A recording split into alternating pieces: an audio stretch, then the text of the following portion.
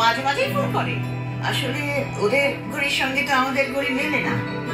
তুমি যেটা দিনের পর দিন আমার সঙ্গে করে চলেছ। ও আচ্ছা, আর কি আমাদের ইয়েটা এসেছে না, অনির্বাণ, সবাই যাচ্ছে। আমার অবস্থা এড়িয়ে যাওয়ার মতো, এর পাশে খেয়ালি দোস্তিদার, এর পাশে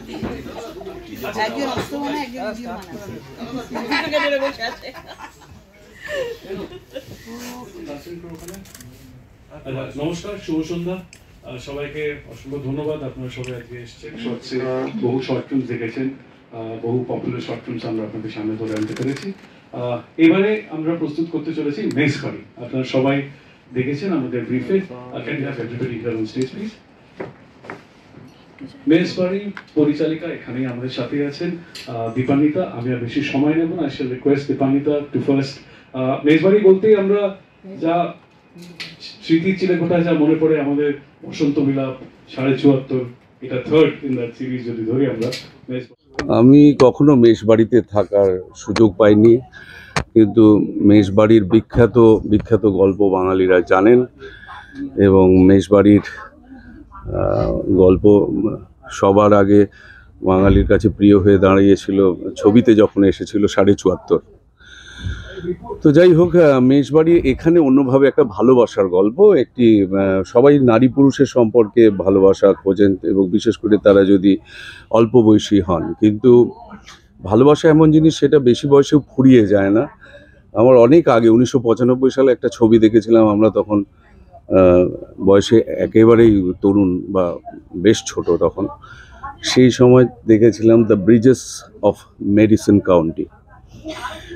ক্লিন্ট ইস্টউড এবং মেরিল স্ট্রিপ আমার দুজন অত্যন্ত প্রিয় মানুষ অভিনয় করেছিলেন। সেখানে কিন্তু এই বেশি বয়সের মানুষদের যে সমস্যা এবং তাদের যে ভালোবাসায় পড়া, সেই বিষয়গুলো এসে পড়েছে এখানে। দীপান্বিতা একেবারে ভিন্ন একটি বিষয় নিয়ে এসেছেন। সেখানে একজন বৃদ্ধা পরিবার থেকে বেরিয়ে এসে নিজে মেষবাড়িতে, তার যে মাথার ওপর ছাদ নেই তা নয়, তিনি চাইলে বাড়িতেই থাকতে পারতেন, কিন্তু বাড়ির বাইরে বেরিয়ে এসে একটি মেষবাড়িতে থেকে জীবনের মানে তার দুঃখগুলোকে কিভাবে ভুলে গিয়ে আনন্দ খুঁজে নিচ্ছেন, সেটাই এই গল্পের বিষয়বস্তু। হুমায়ুন আহমেদের গল্প থেকে দীপান্বিতা উৎসাহিত হয়ে এটি নির্দেশনার কাজ করেছে। আমাদের কাজ করে খুব ভালো লেগেছে। এখানে অভিনয় যারা করেছেন আপনারা ছবিতে সবাইকেই দেখতে পাচ্ছেন প্রায়। হ্যাঁ, তো আমার খুবই মানে আনন্দের অভিজ্ঞতা হয়েছে। প্রেমের কাহিনী বা কোনো মেজবাড়িকে ভেঙে ফেলা, তার সঙ্গে প্রেম বলতে মানে এখানে কিন্তু ওই শেষের কবিতায় অমিত লাবণ্যর বা উত্তম সুচিত্রার গল্পে যেমন আমরা দেখি, ওরকম নয় এটি। আমি বলছি, ধরো মেডিসন কাউন্টির কথাটা কেন বললাম, ওই সিনেমাটার কথায় তখন ক্লিন্ট ইস্টউডের অনেক বয়স, মেরিল স্ট্রিপের বাচ্চারা তখন শহরে থাকে, উনি একা গ্রামে স্বামীর সঙ্গে থাকেন, এবং স্বামী আসেন না, একা থাকেন, মানে দীর্ঘদিন মেডিসন কাউন্টিতে ওনাকে একা থাকতে হয়। সেই সময় একজন ভবঘুরে এসে তার জীবনে কিভাবে প্রভাব ফেলেছিল। বা এখন হাল আমলে তোমরা বাধাইও দেখেছো, যেখানে দেখা যায় যে বয়স্ক মানুষরা কিভাবে জীবনটা দেখছেন। এখানে কিন্তু আরো বয়সের একজন ভদ্রমহিলা, যার সাথে আমরা আছি, আর এই মেষবাড়ির মালিকের চরিত্রে অভিনয় করেছেন বিশ্বনাথ বসু। সব মিলে একটা জমজমাট ব্যাপার আর কি। খেয়ালি দিয়ে আছেন, বিশ্বনাথ আছেন, আমি আছি, আমরা সবাই আছি, তো সবাই মিলে এটা হয়েছে। Thank you. অনেক মেষবাড়ি, তার অনেক রকম লোক আর অনেক রকম তাদের মানসিকতা। 74.5 তো একটা হিস্ট্রি, ইতিহাস।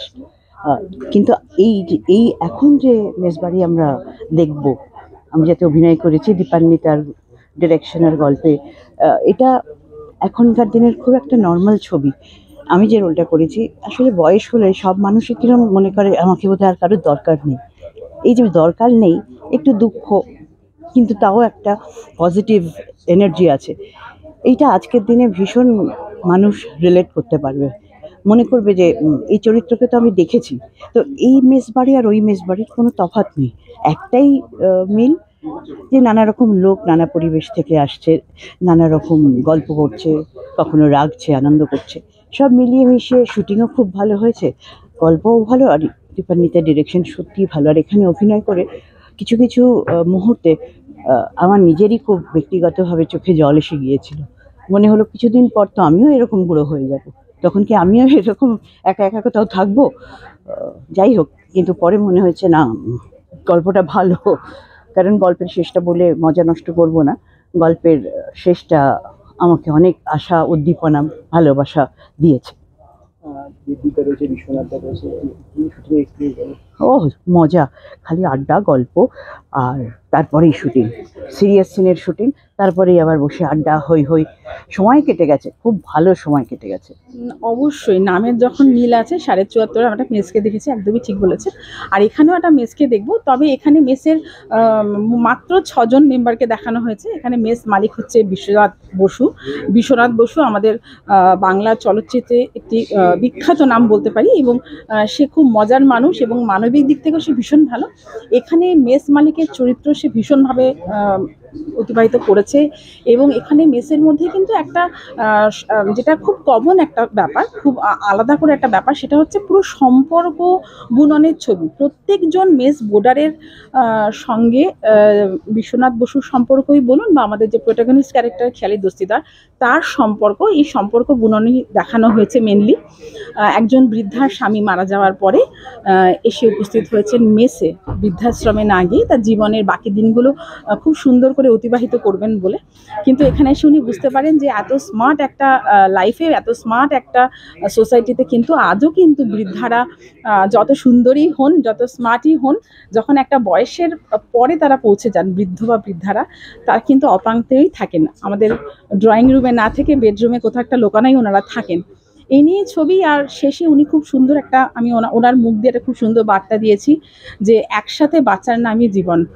প্রত্যেকটা ঘরে আলাদা ফ্রিজ, আলাদা খাট, আলাদা ল্যাপটপ নিয়ে বাঁচাটা কিন্তু জীবন নয়। জীবন মানে হচ্ছে সবাই মিলে হই হই করে বাঁচা, সবাই সবার খোঁজ খবর রাখা, সবাই সবাইকে আগলে রাখা, সামলে রাখা।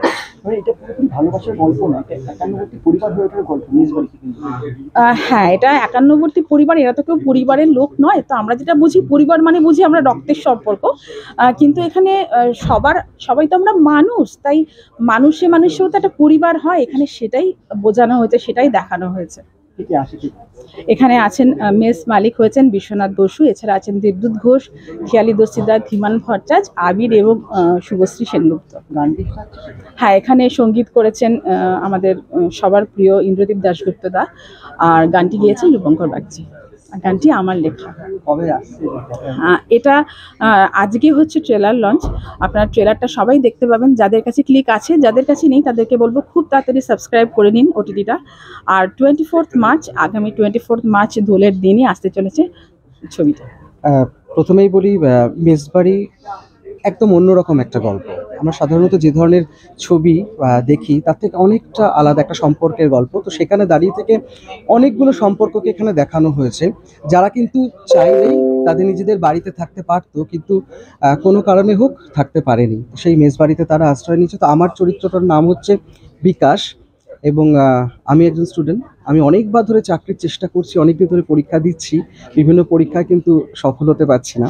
সেই জায়গায় দাঁড়িয়ে থেকে, এবং আমি কিছুটা মানে ধার্মিক, ভীষণভাবে ঠাকুরে বিশ্বাসী, তার সাথে কিছুটা মজাও রয়েছে আমার এই ছবিতে আর কি। আমার চরিত্রটার কথা যদি বলতে হয়, মানে অভিনয় করা সত্যি এরকম ভালো চরিত্র সত্যি বোধহয় সবাই চায়, কারণ আমার চরিত্রটাই হচ্ছে ক্যানিং থেকে আসা আর কি, যারা সার্ভেন্ট হিসেবে কাজ করতে আসে প্রত্যেকটা বাড়িতে, তারাই মেনলি বাড়িটাকে বেঁধে রাখে আর কি। তো সেরকমই একটা চরিত্র যে প্রত্যেকের সাথে একটা আলাদা আলাদা বন্ডিং আছে, কারোর সাথে প্রচণ্ড মজা করছে, কাউকে দেখে তার প্রতিও অনেক দায়িত্ব থাকে, যেহেতু সে মেসের পরিচারিকা। সেখানে দাঁড়িয়ে ভালো লাগছে না, বাট দায়িত্বটা করতে হচ্ছে। কিন্তু খেয়ালিদির চরিত্রটা, অর্থাৎ যে বুড়িমাকে আর কি আমরা দেখেছি, তো সেই কাকিমা, আমার কাকিমা, আমি কাকিমার মালতী। তো মালুর সঙ্গে কাকিমার একটা ভীষণ অন্যরকম সম্পর্ক, কারণ কাকিমা অনেক কিছু করতে যায় সবার জন্য, ভালোবেসে আগলে রাখার জন্য, কিন্তু সেখান থেকে দাঁড়িয়ে মালু সবসময় এটা বোঝায় যে কাকিমা তুমি যেটা করছো সেটা ঠিক হচ্ছে না, সেটা এরকমভাবে করো না, ওরকমভাবে করো না। তো কখনো কাকিমার ভালো লাগে, কখনো খারাপ লাগে, কখনো পরে ভেবে দেখে, কিন্তু ভেবে দেখে আবার যা করে সেগুলো সবটাই গল্পে রয়েছে, সবটা বলে দিলে তো হবে না।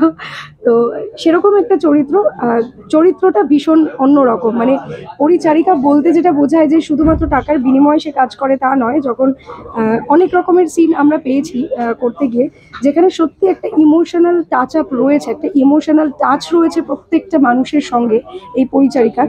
তো সেটা একটা ভীষণভাবে আমার মনে হয় দর্শকদেরকে ছুঁতে পারবে।